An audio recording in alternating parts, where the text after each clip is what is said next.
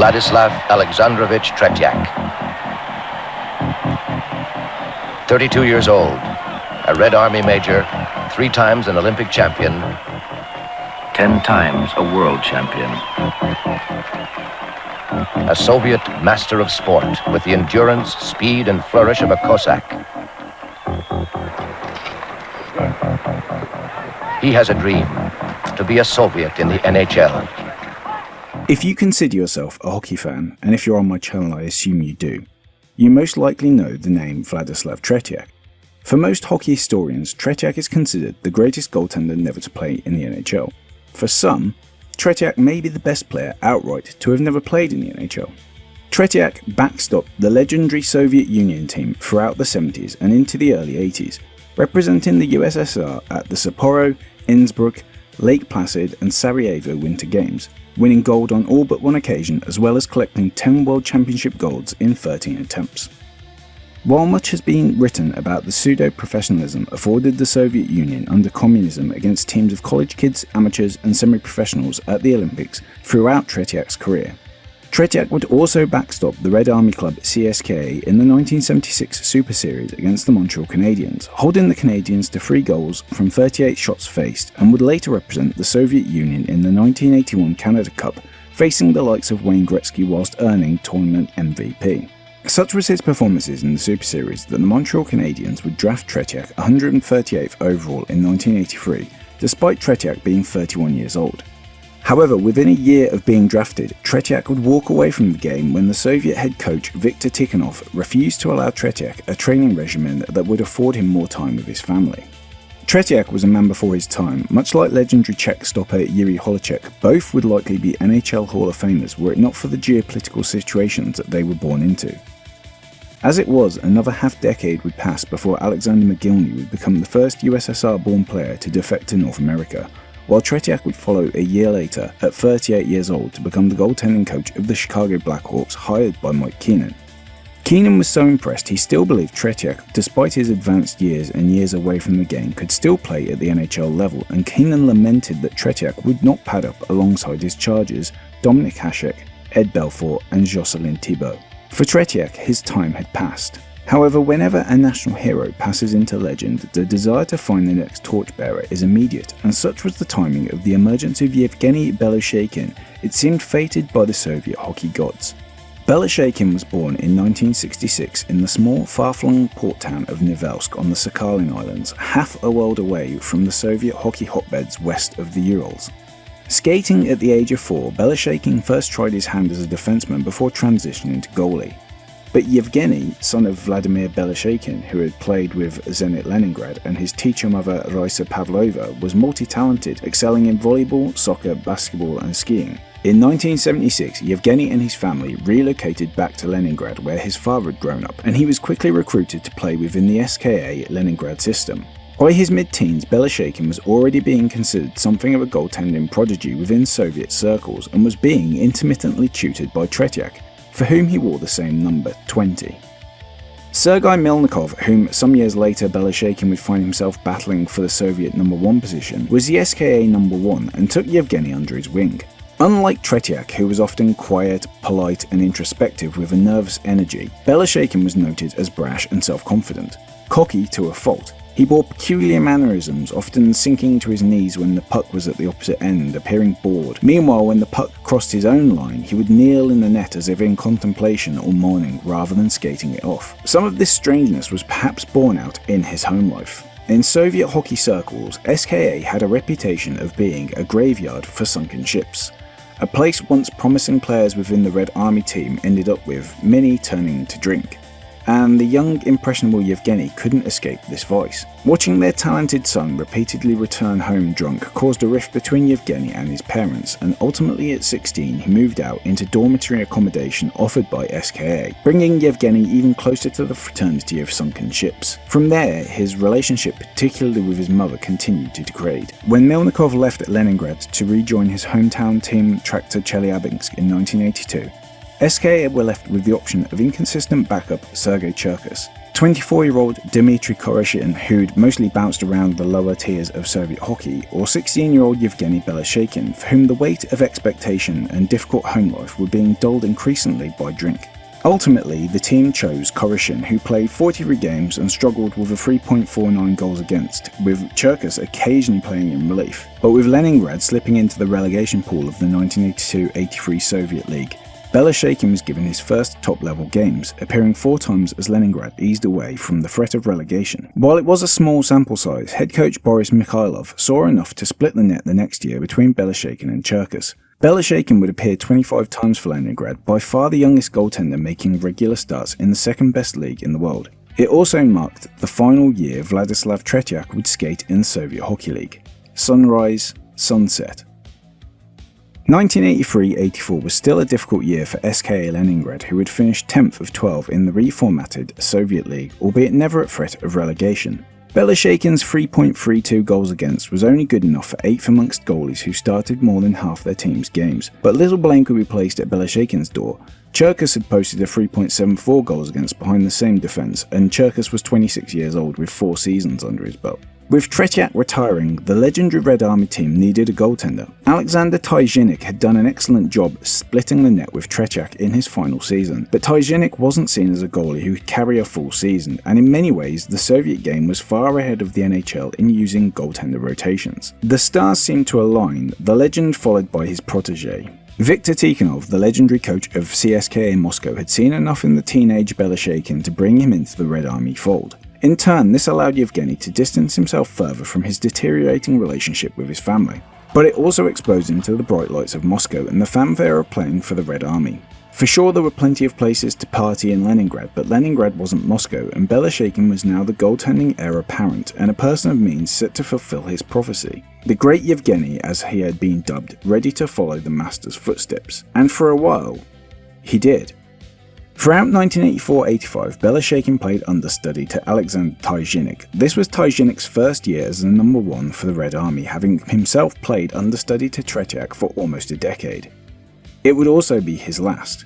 Tyzhenik posted a 2.28 goals against throughout the season, still good enough to be third in the league behind 2 second stringers with their starts, but a marked step back from the 1.70 goals against he posted the season before. That year he posted 21 wins in 22 starts as CSKA dominated. However, paired with Belosheikin, the pair dropped 6 games en route to finishing behind Dynamo Moscow in the regular season. The Red Army would right the ship in the final games, defeating Dynamo 11-1 to win the Soviet title easily, but Tyzhenik would be vastly outshone by Dynamo's Vladimir Mishkin at the 1984 edition of the Canada Cup, who performed heroics dragging the Soviet team to overtime in the semi-finals. Tyzhenik, after 2 disappointing appearances for Russia, would never play another international game, and in 1985-86 he would also find himself playing second fiddle to the wunderkind Yevgeni Belosheikin. Everyone knew Belosheikin was the future in net for the Soviet Union. 8 years younger than Traktor's Sergei Milnikov and 11 years younger than the Canada Cup star Mishkin, there was a palpable excitement in Soviet hockey circles regarding Belosheikin, and the 1985-86 season would be the season he announced himself to the wider hockey world. Still just 19, he'd been too young and handicapped by a poor Leningrad team in his prior run as a starter. Now behind the likes of national team stalwarts Vyacheslav Fetisov and Alexei Kasatonov, Belosheikin flourished. His 1.80 goals against was over 0.7 goals a game better than the next best, his now understudy Tyzhenik, and nearly a goal a game better than the next best starter in the league, Soviet number 1 Sergei Milnikov.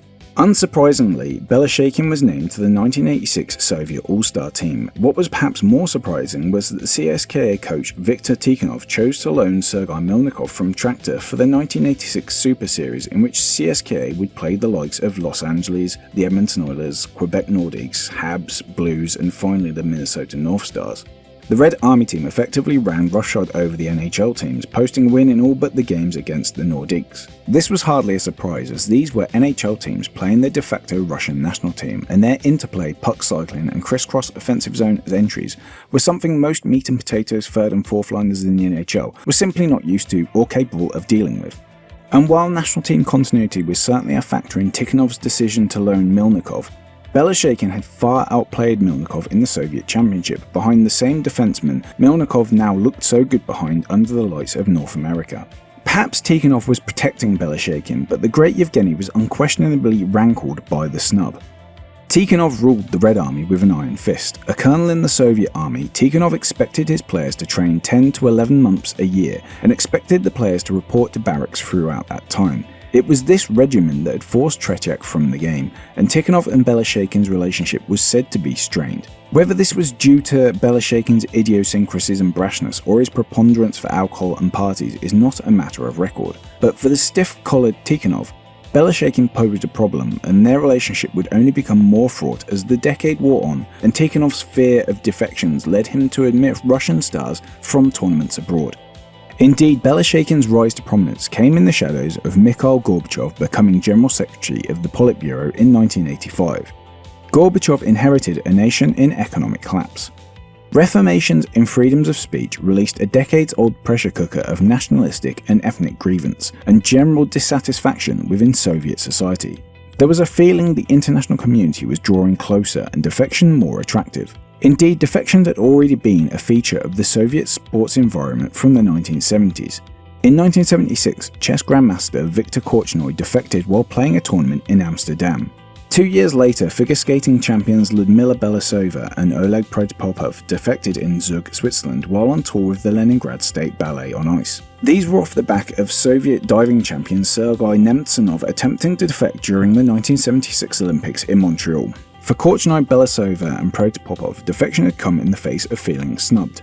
Korchnoi, born of a Jewish mother and a Polish Catholic father, believed he was being undersupported and unfavoured behind ethnic Russian Anatoly Karpov. Meanwhile, Belousova and Protopopov had been Olympic champions in 1964 and 1968, however by 1978 both were in their 40s. There was little financial gain from defecting for Korchnoi, Belousova or Protopopov, but the rise in professionalism in team sports throughout the 1970s provided a significant temptation for Soviet hockey, soccer and basketball players who were increasingly touring abroad, and this only furthered Tikhonov's paranoia with the Red Army team. Belosheikin was not exactly hidden during this time, however. He joined the Soviet under-20 team in Hamilton, Ontario in December 1985, where he backstopped the Soviet team to an unbeaten 7-0 record, posting a 1.60 goals against that was more than a goal a game better than the likes of future NHLers Mike Richter, Craig Billington and Sean Burke, and was named goaltender of the tournament. While Tikhonov had decided to snub Belosheikin in the Super Series games in Canada, it was apparent he was too good to continue to snub for the World Championships, and as luck would have it, the 1986 World Championships would be hosted in Moscow, where the threat of defection was obviously zero. Paired alongside the highly regarded Sergei Milnikov, who'd stolen his spot in Canada, if there'd been any doubt whose net it was prior to the tournament, Belosheikin quickly made it his own. Belosheikin would start 7 of the 10 games for Russia, including the gold medal game against Sweden. Along the way, he posted a .915 save percentage that eclipsed a certain Dominik Hasek, who was also a year older. Short of appearing in the Super Series games, 1985-86 had been a phenomenal year for Belosheikin, and now 20, Belosheikin entered the 86-87 season a lock for both the CSKA and national team crease. CSKA would once again run away with the Soviet League, with Belosheikin starting 33 of their 40 games and being named the championship's all-star goalie. Internationally, Belosheikin would be the stalwart for the entire 1987 World Championships run, with Malnikov failing to make a single appearance from the bench. Russia would fail to win gold after drawing 2 of their final round games, while Sweden would be awarded gold under bizarre circumstances, with Germany having iced an ineligible player and their results being expunged, only to be later reinstated and subsequently promoting Sweden in the medal round and depriving Finland.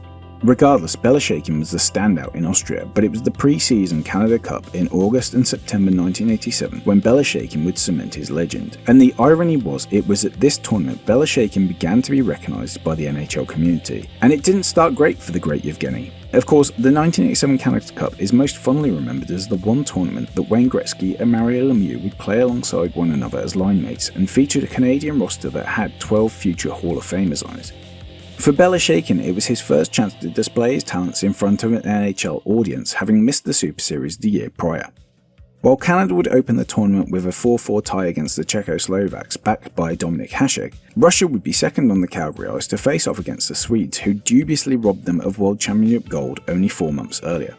And the game started positively for the Russians. Belosheikin's Red Army teammate Valery Kamensky scored just 2 minutes in, but 3 quick-fire goals in just 100 seconds of play would see a usually defensive-minded Tommy Sandlin-coached Swedish team take a commanding lead. While the Soviets would pull it back before the end of the second, a seemingly offside beaming shot from Lars Karlsson would restore the Swedish advantage, one the Soviets would be unable to overcome.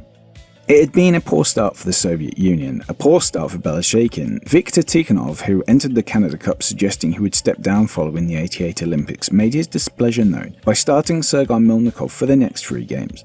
Belosheikin was relegated to the bench as Milnikov posted a shutout against Czechoslovakia. The sense of opportunity lost must have been intense, but Milnikov's next outing would be as equally unsure as Belosheikin's first. The Finns had had a poor tournament, scoring just 2 in their first 2 games against Canada and America. In this era of international hockey, playing the Soviet Union as the final team in that triptych must have seemed daunting.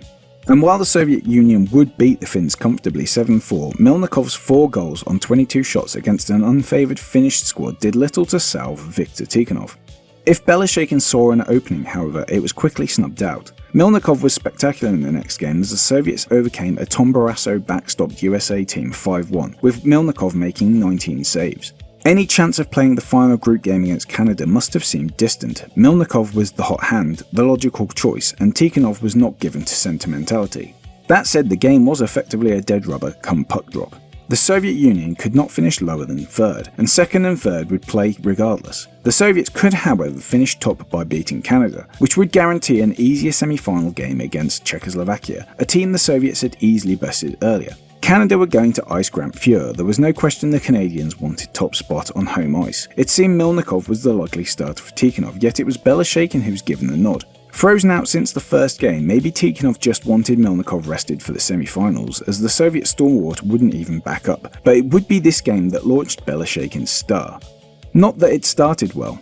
Just 5 minutes into the game, some lackadaisical play behind the net by Alexei Kasatonov coughed possession up to Mario Lemieux. Lemieux would dish the puck into the slot where Glenn Anderson was waiting to mail it past a completely exposed Belosheikin. Belosheikin would go on to face just 6 more shots in the period as the Soviet Union dominated but couldn't best an inspired Grant Fuhr. Belosheikin meanwhile continued to confound the NHLers and the crowd by freezing the puck miles outside his crease, an illegal play in the NHL but one entirely accepted in IIHF rules at the time. Canada would come out the more aggressive in the second, and Belosheikin would need to make an early glove save on Gretzky that he made look routine. The tables began to turn on the game when Sergei Svetlov tied the game up just 90 seconds in. This would be the first of 3 unanswered goals by the Soviets in less than 7 minutes, with Vladimir Krutov scoring to give the Soviets the lead before Sergei Svetlov would add a second short-handed. Canada would score on the next power play, Ray Bourque essentially banking a shot past Belosheikin off a pass from Wayne Gretzky. With little over 5 minutes remained in the second, a scramble to the left of Belosheikin would see the puck squeak out to Norman Rochefort, who Belosheikin was quick to close down. His active stick had been giving Canada nightmares trying to play around his feet and the net. Canada would fire 13 shots on Belosheikin for just 1 deflected goal. With just a single goal lead headed into the third, the Soviets began to play cagey and defensively, sitting further and further back and ceding more ice as the period wore on. Reluctant to commit too many men to the forecheck and trying to keep the Canadians on the peripheries. With the Canadian team playing with increasing intensity, the Soviets started to cough up the puck, and Belosheikin was called upon to make a number of key stops as the period wore on, including a deflected puck that had appeared to have beaten him, only for the young goalie to drop on top of it. Deep into the third, it looked like Belosheikin and his teammates were going to cling on, but with 2.5 minutes left, Belosheikin would make 2 point-blank saves on Glenn Anderson, but would be unable to cover up the rebounds and got no help from his defenseman as Gretzky was able to locate the puck and squeeze it inside the post. Game tied, and with the momentum, Canada seemed destined to take the lead with the Soviet defence all at sea. With less than 2 minutes on the clock, Gretzky would feed the puck to Larry Murphy, who would skate right down the slot at Belosheikin, who was able to pull off a game-saving shot. With only seconds left, Belosheikin would also deny a Mike Gartner wraparound attempt. 3-3 wasn't good enough. The Soviets would finish second and would have to face Sweden in the semi-finals, but Belosheikin had been spectacular, stopping 33 shots against arguably the strongest offense ever assembled. Still the understudy, Belosheikin must have fancied his chances getting the call for the semi-finals against Sweden and a chance for retribution following his underwhelming display in the first game of the tournament. However, 2 days after his heroics in Hamilton, Belosheikin found himself back in the same arena but on the bench as Milnikov guided Russia to a 4-2 win over a Swedish team that had racked up more than 5,600 miles in their round-robin schedule. Meanwhile, the Canadians survived an early scare by going 2-0 down to eventually best the Czechoslovakian team backstopped by Dominik Hasek 5-3. This set up a rematch between the sport's two powerhouses. With the first game set to be played in Montreal, Beloshekin likely knew he would not be starting, and indeed the 1987 Canada Cup is perhaps best remembered for the three high-scoring affairs in a closely contested final in which every game finished 6-5. 3 games, 33 goals. Milnikov looked strong in the first period in Montreal as the Soviets raced out to a 4-1 lead, but Canada would score 4 unanswered to take a 5-4 lead into the final 3 minutes, only to cough up a goal to Andrei Kurmatov 30 seconds after taking the lead. Alexander Semek would score 5 minutes in overtime to end the first contest. Melnikov would give up 5 on 43 shots, not a terrible save percentage given the era, and indeed Fuhr had given up 6 on 33 shots, and Fuhr would be nailed on for all 3 games. But Tikhonov seemed to want to revert to his goaltender rotation, and as the final shifted back to the Copps Coliseum in Hamilton, Belosheikin was again the man. Well, there's been a very big goaltending change for tonight's game for the Soviets. Yevgeni Belosheikin is going to go between the pipes, replacing Sergei Milnikov. Now, Belosheikin can be very, very good, or he can be very, very bad. The goaltending for the Soviets may be the story when this one is finally written in the books.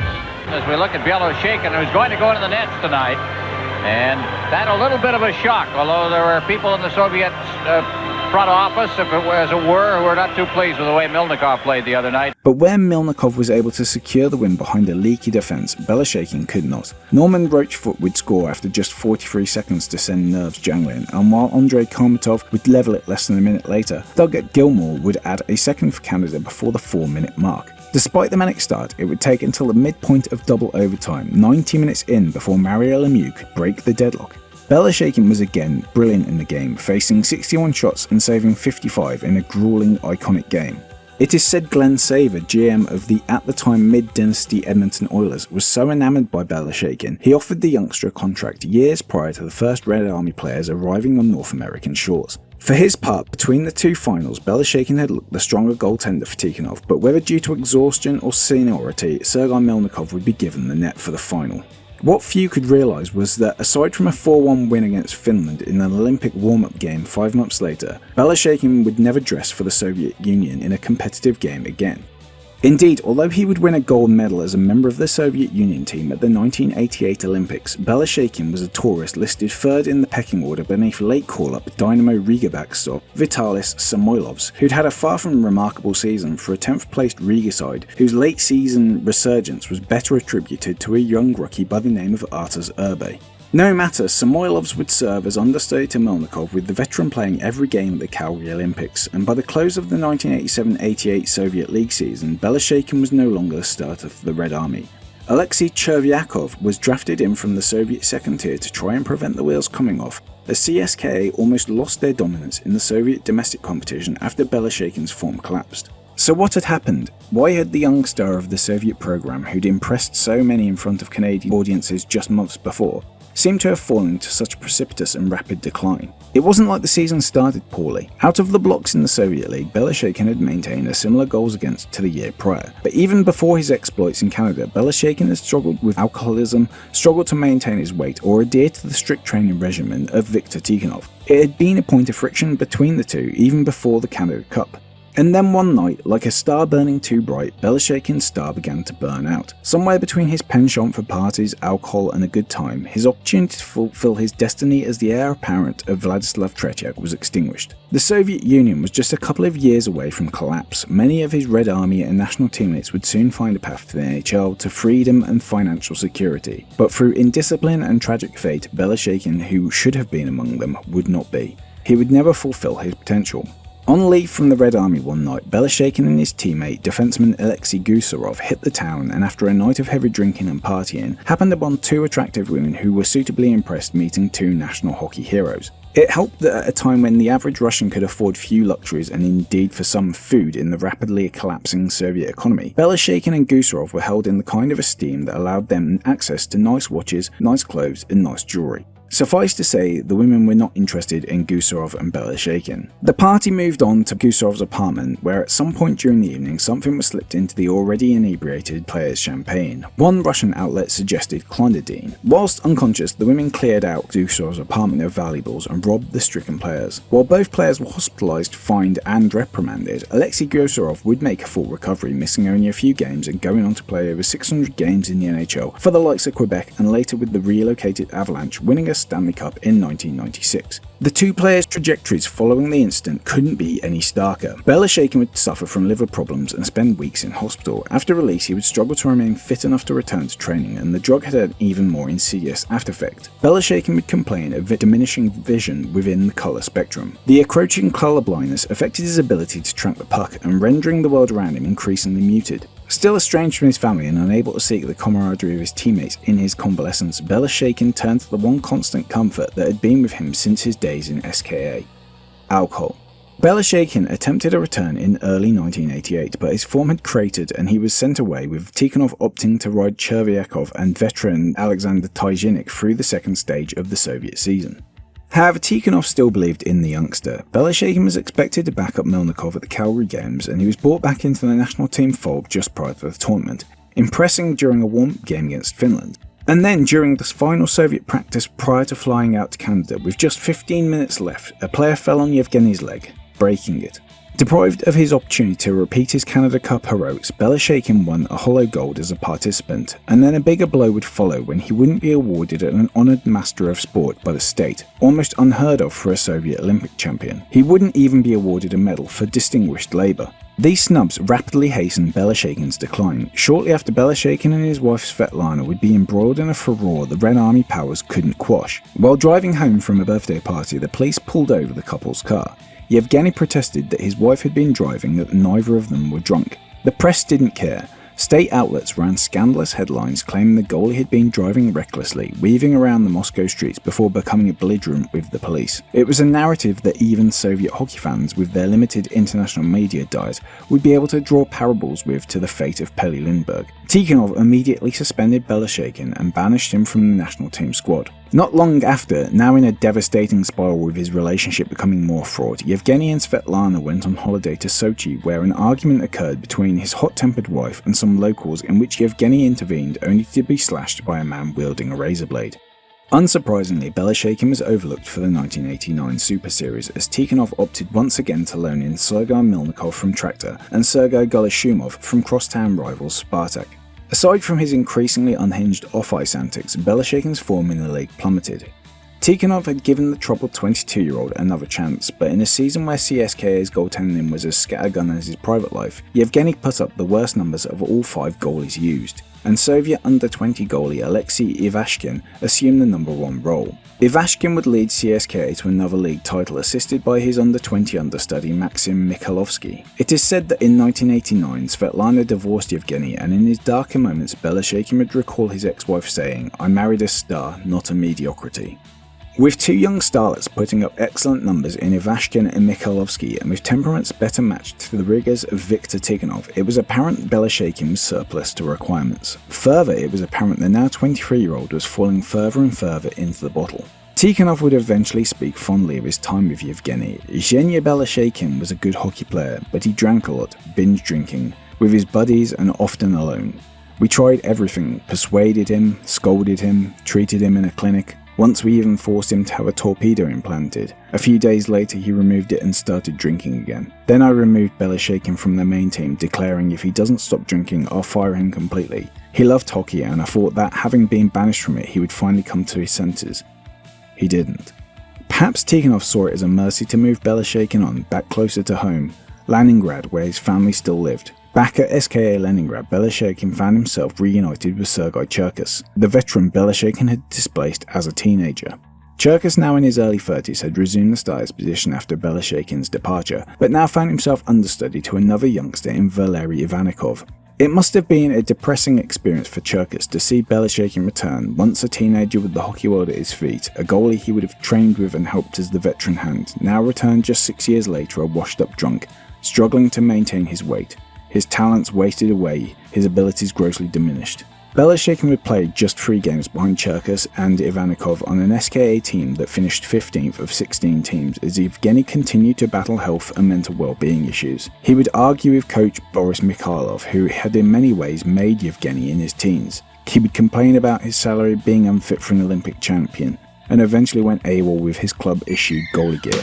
By 1990, the collapse of the Soviet Union was imminent. NHL teams had been increasingly drafting Russian players. In 1988, 11 players had been drafted out of the Soviet Union, and in 1989 that number had increased to 18. In 1989, Alexander Mogilny had defected. The powers that be in the Soviet Union knew their stranglehold grip on some of the most talented players was coming to an end.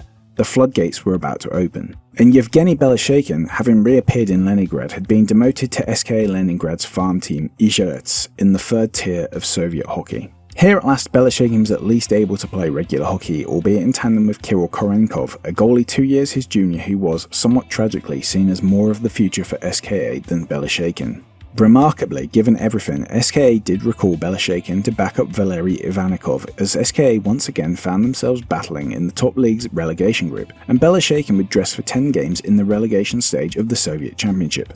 Meanwhile, CSKA would finish the 1990-91 season 4th, their lowest position since 1951. The likes of Vyacheslav Fetisov, Igor Larionov, Vladimir Krutov and Sergei Makarov had left for the NHL as nexus of talent began to weaken the once great Red Army club. By now, Belosheikin's heroics in Hamilton were removed by 3 years, and since his career had largely vanished down the toilet, he'd iced in just 37 top league Soviet League games, less than the number of games he'd played in the Soviet 3rd tier since his last appearance for the national team.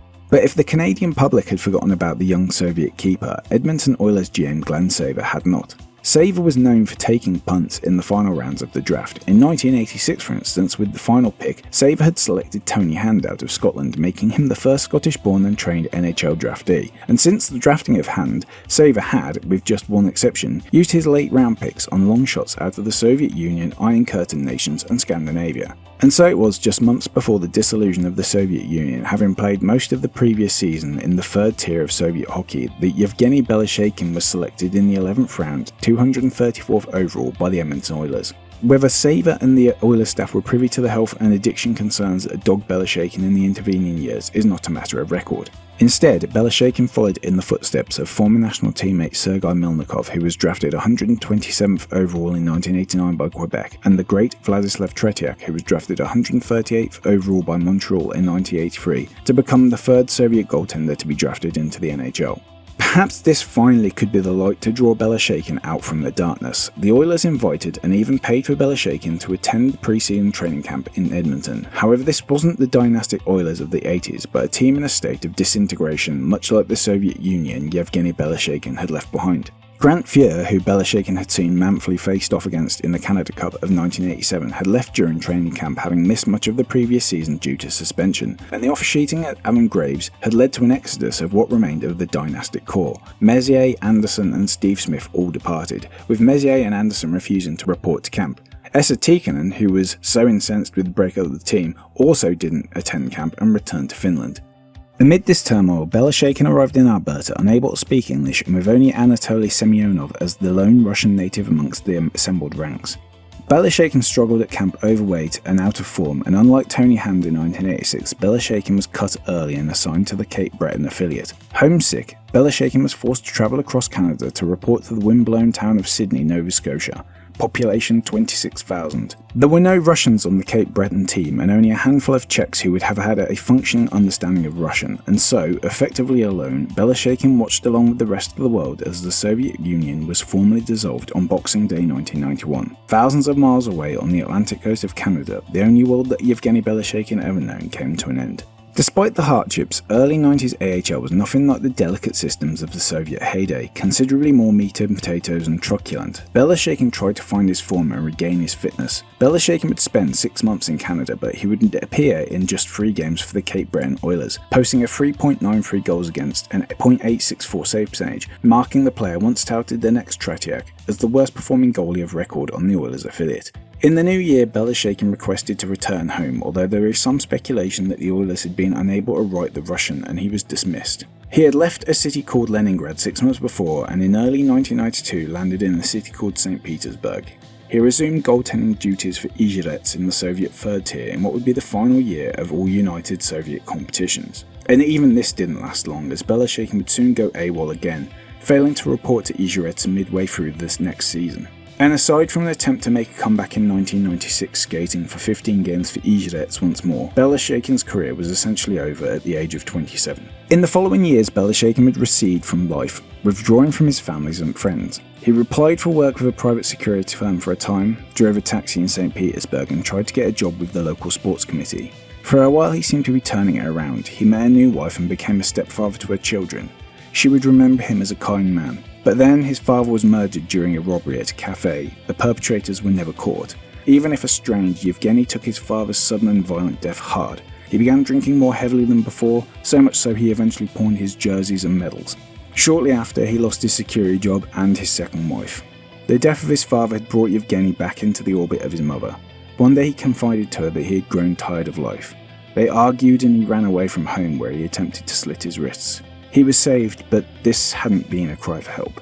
In his final years, Belosheikin would not speak of his hockey career. Maybe he was embarrassed with how it ended, where he had ended up, the snubbing of his rightful medals. He distanced himself with any of his former teammates. Nobody who played with him had seen him in years.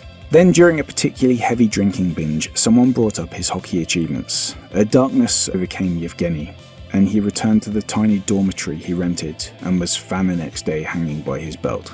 He was 33 years old.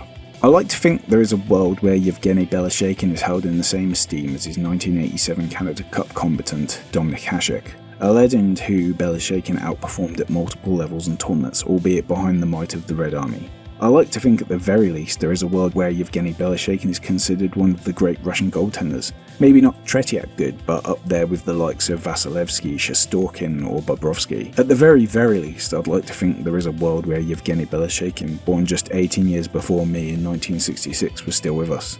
Sadly, none of those are true. Following his untimely death, his pawned medals found their way onto eBay Germany, where they were mercifully found and reunited with one of Yevgeni's surviving family members. His jerseys have never been recovered. Belosheikin's life was that of the flawed genius, broken by the murder of his father, the estrangement from his mother, buried beneath the weight of impossible and unreasonable expectations, and medicated by addiction. Belosheikin had the tools to be a Hockey Hall of Famer. Instead, for most, he's a forgotten footnote to one of hockey's greatest competitions and a halcyon era of hockey for a nation no longer in existence. There's a tragedy when a young person fails to fulfill their potential, made all the more grim when the weight of expectation crushes them. Belosheikin spent many of his 33 years on Earth in darkness, depression and addiction, and yet still achieved far more than most of us ever will, and despite his troubles was remembered as a kind-hearted soul. There's a world where Belosheikin, born just at the right time to benefit from the collapse of the Soviet Union, corralled his brashness and rode his talent to a life-changing NHL contract. But that's not how it played out, and Yevgeni Belosheikin is instead a parable in how talent alone cannot defeat your demons, a parable of how to waste your potential. Yevgeni the Great should, and at least could have been great. Instead, he is gone. You mentioned, Don, that he has replaced Yevgeni Belosheikin, who really was the heir apparent to Tretiak's throne when he vacated it as the #1 Soviet goalie. But I think Belosheikin has offended a lot of the establishment. He is a very highly individualistic guy, and they don't really like that. They want to funnel all that individualism into the system, and Belosheikin is bent on being flashy.